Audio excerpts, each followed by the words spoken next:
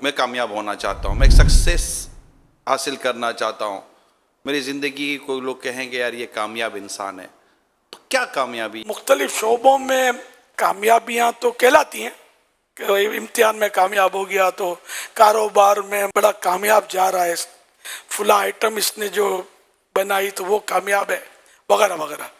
لیکن ظاہر ہے کہ ایک مسلمان اپنی آخرت کے لیے سوچے کہ حقیقت میں کامیاب کون. وَمَن يُطِعِ اللَّهَ وَرَسُولَهُ وَيَخْشَ اللَّهَ وَيَتَّقْهِ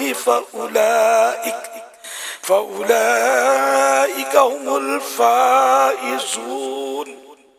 اور جو اللہ اور اس کے رسول کی اطاعت کرے اور اللہ سے ڈرے اور اس کی نافرمانی سے ڈرے تو یہی لوگ کامیاب ہیں.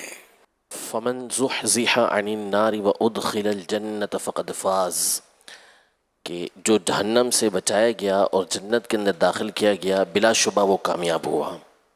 حقیقت میں کامیاب کہ جو ایمان سلامت لے کر دنیا سے گیا اور پھر یہ کہ جہنم میں جانے سے بھی یہ بچ گیا اور جنت پانے میں کامیاب ہو گیا، اس کو جنت مل گئی، تو حقیقت میں یہ کامیاب ہے. تو اس لیے مسلمان کو اس طرف غور کرنے کی فی زمانہ بہت حاجت ہے. اس طرف توجہ نہیں، بس دنیاوی کامیابی، میٹرک میں کامیاب ہو جاؤں تو MBBS میں کامیاب ہو جاؤں تو LLB میں کامیاب ہو جاؤں تو اس ڈگری میں پانے میں کامیاب ہو جاؤں. یہ سوچیں تو یہی سوچیں، صرف آخرت کی کامیابی کی سوچ ہمارے ہاں نہ ہونے کے برابر پائی جا رہی ہے. تو دنیاوی کامیابی اپنی جگہ پر ہے.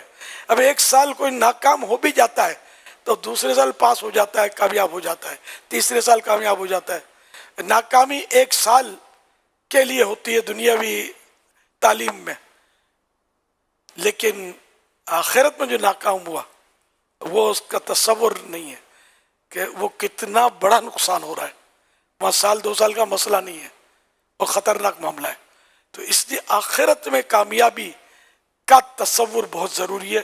جب یہ تصور بیٹھ جائے گا ذہن میں کہ مجھے آخرت کی کامیابی چاہیے، پھر وہی گناہوں سے بچے گا بندہ، نیکیاں کرے گا، عبادت میں دل لگائے گا، اچھی صحبت اختیار کرے گا، دینی ماحول میں رہے گا، سنتیں سیکھے گا، علم دین حاصل کرے گا، دینی کتابوں کا مطالعہ کرے گا، تو انشاءاللہ یہ کہ کامیابی کی راہوں کی طرف گامزن رہے گا. چاہے کوئی مانے یا نہ مانے، مرنے کے بعد یہ میری ساری باتیں سمجھ میں آئیں گی، لیکن اب عمل کا موقع نہیں رہے گا. اللہ کریم ہمیں عمل کی توفیق عطا فرمائے اور اللہ پاک ہمیں دونوں جہانوں میں کامیابی سے ہمکنار کرے.